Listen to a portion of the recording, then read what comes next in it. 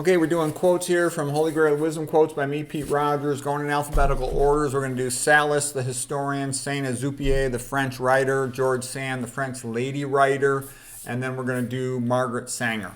Okay, so Sallust, the Roman historian, lived 86 to 35 BC. He came from a poor birth, but he was actually good friends with Julius Caesar. Okay, he had said that Rome was strong in the time that Carthage was their enemy. But once Carthage was vanquished, the Romans became morally weak. And that's in part what led to, the fall of the Roman Republic. He was a Sabine origin as relates to the origin of Rome.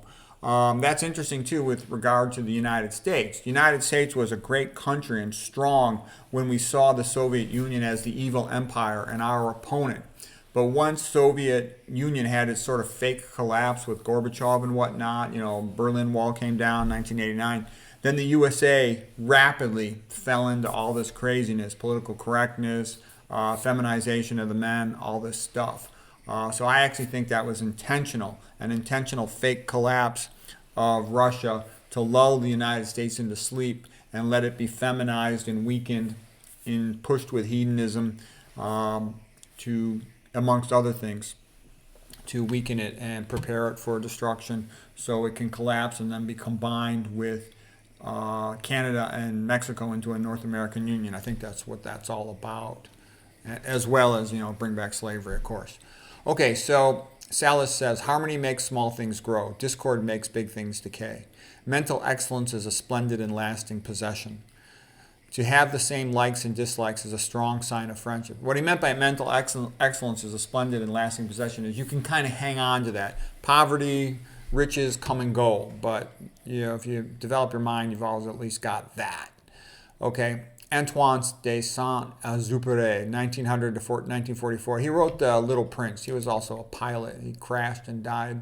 Little Prince is a good book. If you're trying to learn French, it's one of those nice books, like a bilingual version of it, to read, I was interested in French. It's a beautiful language. I loved Edith Piaf's song, and then I was going to read Victor Hugo, but the problem with studying language is you got to have time for it. I just didn't have time, but I enjoyed it while I had time, briefly.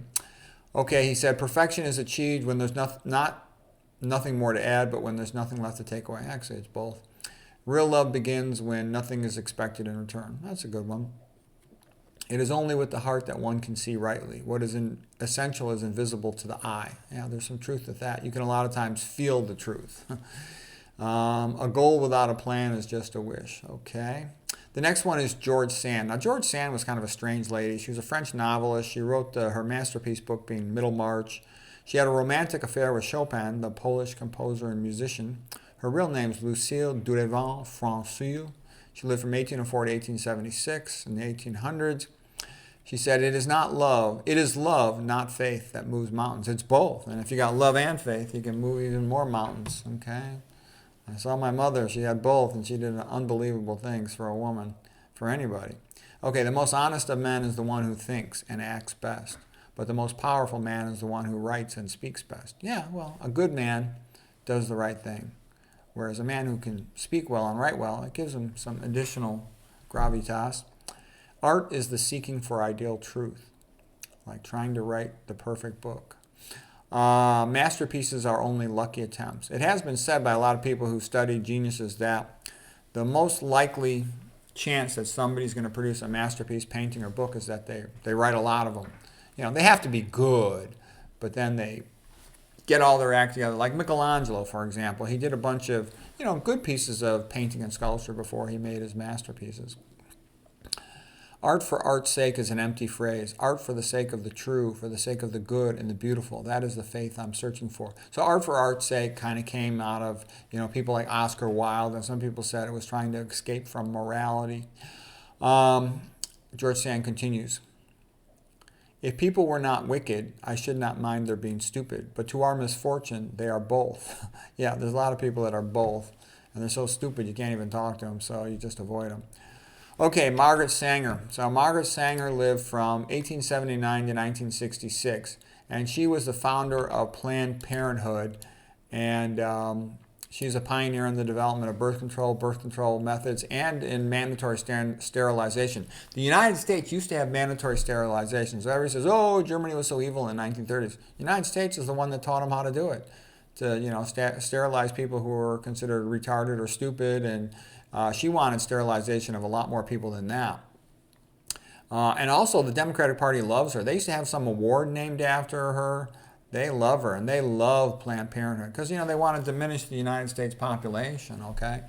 And she's beloved by the Democratic Party. Listen to the things this lady says, and I'm not even putting all of her bad quotes. I'm just giving you a taste of it. She said, these abortion clinics, Planned Parenthood, they should be covertly invested in non-white areas for ghetto abortion clinics.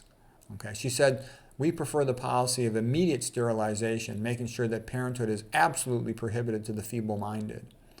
Money should be raised to provide free abortions, primarily in non-white areas.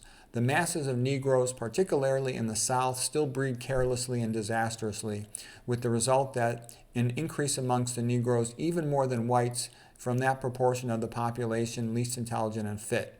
Okay, so she wanted to genocide blacks. Okay, and she's a hero to the Democratic Party. Don't take my word for it. Look it up. You'll see places named after her, awards named after her in the Democratic Party. That's what I mean. Like, Democratic Party is not what people think it is. It's like the American Communist Party, and it's also the American Eugenics Party. Okay.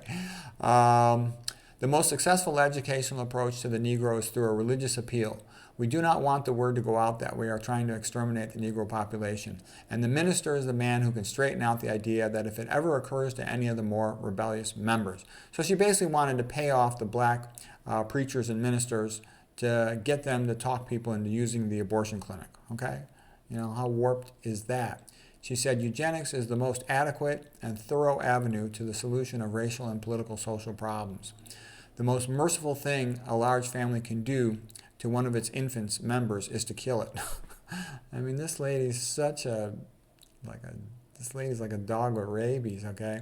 And I can tell you, she's got worse quotes than this. I didn't even want to put some of in here, some of the things she said.